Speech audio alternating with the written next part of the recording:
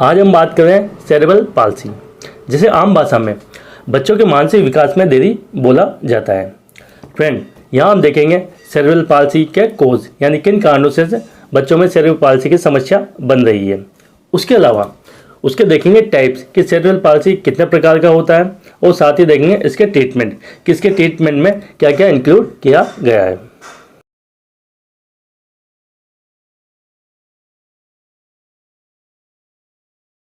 So friend, this is Dr. Anil Meena. I am senior orthopedic physiotherapist, certified physiotherapist, PMM, यानी Pediatric Musculoskeletal Matter. Last 10 year experience in physiotherapy department. Friend, अगर आप नए हैं तो आप channel को subscribe कर लीजिए और बेल बटन को प्रेस कर लीजिए, जिससे आपको इस तरह की हेल्थ इन्फॉर्मेटिव वीडियो जो कि हमारी क्लिनिकल बेस होती है, ऑथेंटिक होती है और रिसर्चफुल हमारी वीडियो होती है। सो फ्रेंड, शुरू करते हैं cerebral palsy. Friend, cerebral palsy हमारे ब्रेन के डैमेज होने की वजह से होता है। ब्रेन हमारा एक तरह से ये मान के चले आप, जैसे कि कंप्यूटर होता है जो कि सारे आपके फंक्शनिंग डाटा सेव करना, आपके इंस्ट्रक्शन के अनुसार उनको फॉलो करने में कंप्यूटर का जिस तरह से योगदान होता है, उससे उसी तरह हमारे ब्रेन का भी एक कंप्यूटर की तरह फंक्शनिंग होती है। एक पावरफुल ऑर्गन है जिसमें ब्रेन के अंदर सेरेबेलम, सेरेबेलार, बेसल गैंग्लिया, पोन्स, इस तरह की कई एक स्ट्रक्चर पाई जाती है जो कि हमारे बॉडी को जैसे कि कंट्रोल करना, मूवमेंट को इनिशिएट करना, कुछ सोचना, मेमोरी में स्टोर करना, अगर किसी के अगेंस्ट कोई चीज़ हो तो उसको रिएक्शन देना, सुनना, देखना, इन सभी में हमारा ब्रेन का रोल होता है।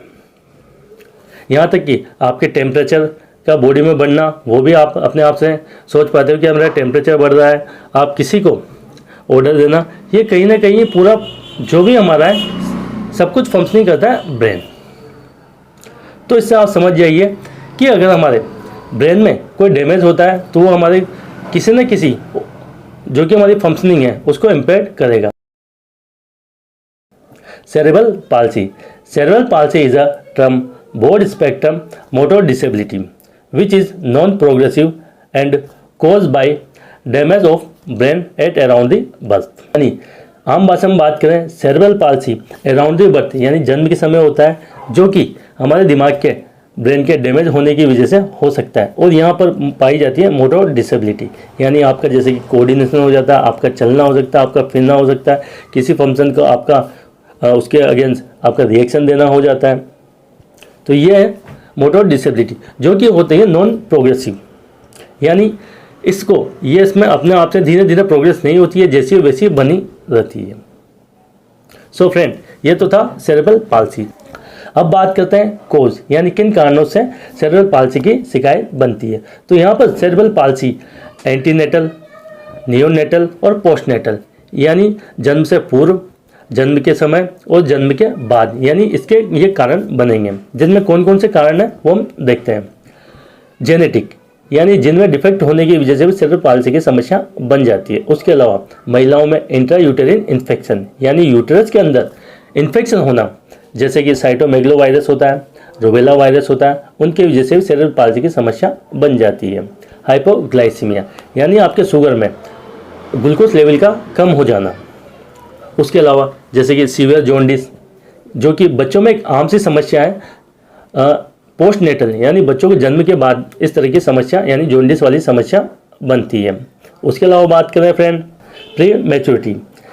प्री मैच्योरिटी यानी हम ये कह सकते हैं कि बच्चों के जैसे कि लंग्स हैं तो लंग्स का ठीक तरह से नहीं बन पाना, उनका रेस्पिरेटरी सिस्टम है वो भी ठीक तरह से नहीं बन पाता, सीवी कार्डियोवैस्कुलर सिस्टम का ठीक तरह से नहीं बन पाने की वजह से उनकी बॉडी ठीक तरह से फंक्शनिंग नहीं कर पाती है, जिससे जैसे उनको ऑक्सीजन लेवल की जरूरत है तो ऑक्सीजन ठीक तरह से नहीं मिल पाती, तो उसकी वजह से भी सेरेब्रल पाल्सी में कन्वर्ट होने के चांस रहते हैं।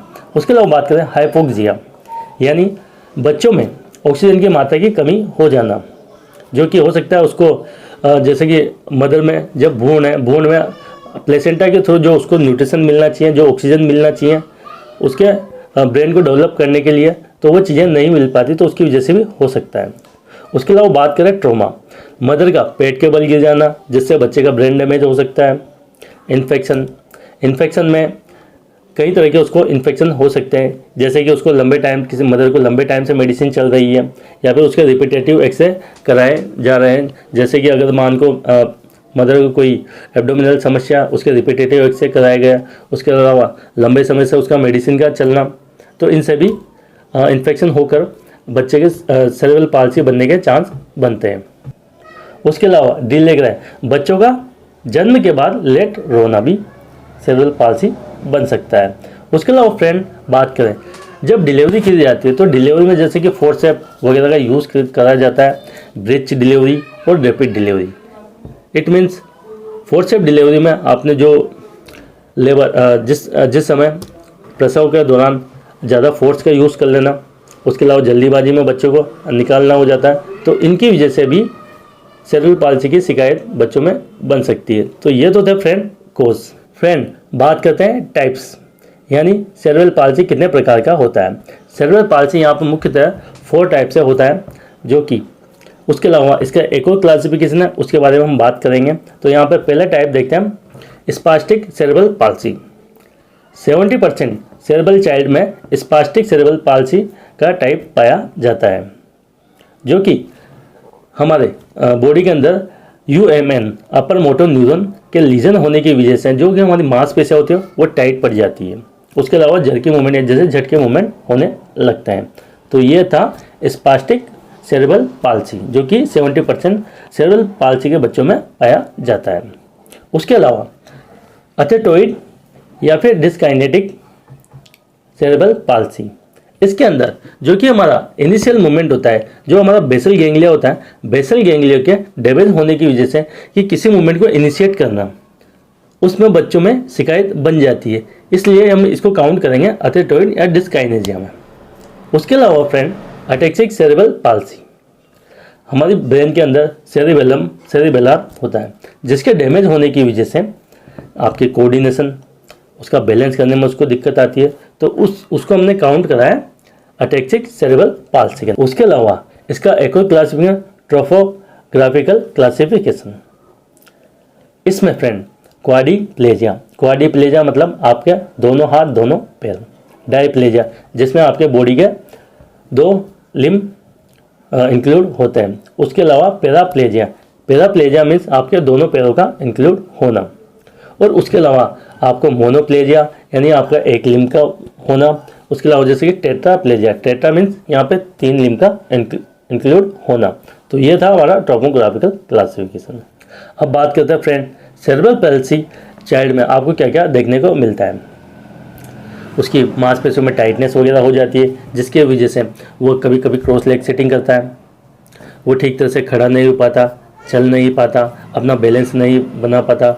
आप उससे जब बात करते हो तो बहुत सी बार वो आपको ठीक तरह से जवाब नहीं दे पाता, और ये सब चलता है एक नॉर्मली जो कि चाइल्ड रहते हैं, जिनका एक ड्यूरेशन होता है, जैसे कि 1 से 3 महीने में बच्चा नेक होल्ड करेगा या उसका आई कांटेक्ट बनना स्टार्ट हो जाएगा, 6 से 9 महीने के बाद चलना स्टार्ट कर देता है। उसके अलावा 12 से लेकर 15 महीने के बीच में वो चलना भी स्टार्ट कर देता है। तो इस तरह की जो उसको समस्या है, उस समस्या की वजह से यानी सेरेब्रल पाल्सी होने की वजह से वो इन सब चीज़ों को लेट करता हुआ जाता है। यहाँ पर जैसे कि मैंने बताया कि 12 से 15 महीने में बच्चा चलना स्टार्ट कर देता है, तो हो सकता है उसको 2 साल भी लग जाए, ये उसकी सीवियरिटी पर डिपेंड करता है। उसके अलावा उसको एसोसिएटेड प्रॉब्लम क्या क्या हो सकती है, उसको सुनने में तकलीफ हो सकती है, देखने में तकलीफ हो सकती है, और ब्रेन डैमेज होने की वजह से जो उसका IQ लेवल होता है वो IQ लेवल भी कम हो जाता है।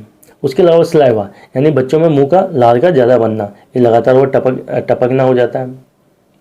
उसके अलावा और भी कहीं उसको एसोसिएटेड प्रॉब्लम बन सकती है। बात करते हैं ट्रीटमेंट के बारे में। मेडिकली ट्रीटमेंट में जो कि बच्चों के डॉक्टर हैं उनके द्वारा बच्चों को देखते हुए कुछ ड्रग्स वगैरह दी जाती है, जहाँ जो कि एंटीस्पाज्मोडिक यानी आपके स्पाज्म जो कि मांसपेशियों की टाइटनेस है उसको रिलीज करने के लिए दी जाती है। उसके अलावा बच्चों में एपिलेप्सी यानी उसको सीजरिंग होना, तो उसके लिए एंटी एपिलेप्टिक ड्रग दी जाती है। उसके अलावा यहाँ पर एंटी कोलिनर्जिक वगैरह ड्रग भी दी जाती है। और उसके अलावा जो कि पीडियाट्रिक होता है यानी बच्चों का डॉक्टर है, वो सारा बच्चों में देखते हुए उसके अकॉर्डिंग उन्हें मेडिसिन प्रोवाइड कराता है। उसके अलावा फ्रेंड यहाँ पर इंपॉर्टेंट रोल होता है फिजियोथेरेपी। बच्चे को जो कि मैंने बताया, जैसे कि उसका कोऑर्डिनेशन में कमी आती है, उसका मसल वीकनेस हो जाता है, और उसके अलावा जो उसका जैसे कि उसका खड़ा होना था, उसका चलना होता है, तो इसमें एक फिजियोथेरेपी का रोल होता है। यहाँ पर फिजियोथेरेपी आपको मसल स्ट्रेंथनिंग एक्सरसाइज कराते हैं, मसल मेंटेन के लिए एक्सरसाइज कराते हैं। उसके अलावा कोई मसल टाइट है तो उस टाइटनेस को रिलीज़ करने के लिए कराते हैं। उसके अलावा बैलेंस को इम्प्रूव करने के लिए कराते हैं। और उसके अलावा मैकेनिकली, यानी आपके एक बॉडी फंक्शनिंग मूवमेंट के द्वारा आपके माइंड को यह रिवाइज कराया जाता है कि आपका मूवमेंट इस तरह से है जो कि ब्रेन के डैमेज होने की वजह से बच्चे भूल जाते हैं। तो इसमें एक फिजियोथेरेपी का बहुत बड़ा रोल हो जाता है। उसके अलावा ऑक्यूपेशनल थेरेपी ये डिसाइड करती है कि बच्चे का जिस तरह से खड़ा रहना, उसका लेटिंग जाना हो गया या फिर किसी तरह की एक्टिविटी में उसको किस तरह से हेल्प की जाए। उसके अलावा फ्रेंड स्पीच थेरेपी, जो बच्चे नहीं बोल पाते उनको स्पीच थेरेपी करवाते हैं, जिससे बच्चे को अर्ली रिकवरी में हेल्प हो। फ्रेंड ये तो था ट्रीटमेंट। इसके अलावा और कई चीज़ें होती है जिनको हम इंक्लूड कर सकते हैं। ये था हमारा ट्रीटमेंट। आगे हम बात करेंगे एक्सरसाइज के बारे में, जो कि पेशेंट वाइज कंडीशन यानी बच्चों की कंडीशन देखते हुए उनके लिए क्या क्या एक्सरसाइज डिजाइन करें, तो वो हम एक्सरसाइज आगे देखेंगे। फ्रेंड अगर आपको वीडियो अच्छी लगती है आप लाइक करें। आपके कोई भी कमेंट्स या क्वेरी है तो आप कमेंट बॉक्स में कमेंट कर सकते हैं। और उसके अलावा फ्रेंड आप चैनल को सब्सक्राइब कर लिए, बेल बटन प्रेस कर लिए, जिससे आपको इस तरह की हेल्दी इन्फॉर्मेटिव वीडियो मिलती हुई रहे। Thank you so much. जय हिंद, जय भारत।